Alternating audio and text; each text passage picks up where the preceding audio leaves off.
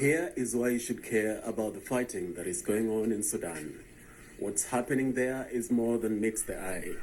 And it's time for the world to discuss the actual truth of what is going on there. America and Russia are at it again, just as they did 60 years ago during the Cold War, when they fought proxy wars right here in Africa, leading to the death of thousands of innocent Africans. They are at it again in Sudan, fighting a proxy war. Let me explain. Two factions of the Sudanese military are fighting each other.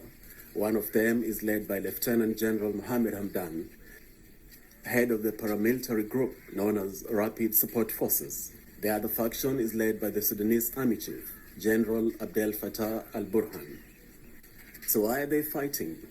This is where Russia and USA come into the picture.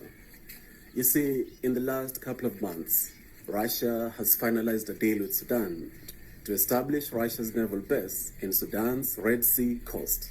America is not too happy with that. Actually, they're furious. America's ambassador to Sudan, John Godfrey, expressly warned Sudan not to seal that deal with Russia, but they're going ahead and doing just that.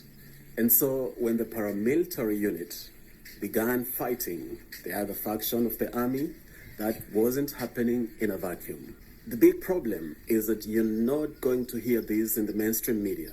Neither are you going to hear a lot of African governments voicing this, which is very unfortunate, because Africa must learn to speak its truth and stand on this truth, because truth will set you free. So it is left to the African people, we the African people, to speak this truth and tell America and Russia to get off Africa, to get their hands off Africa. The days of the Cold War, the days of the shenanigans of the Cold War are completely over, and they cannot fight proxy wars in Africa at the expense of innocent African lives. That has to stop. The fighting in Sudan must stop.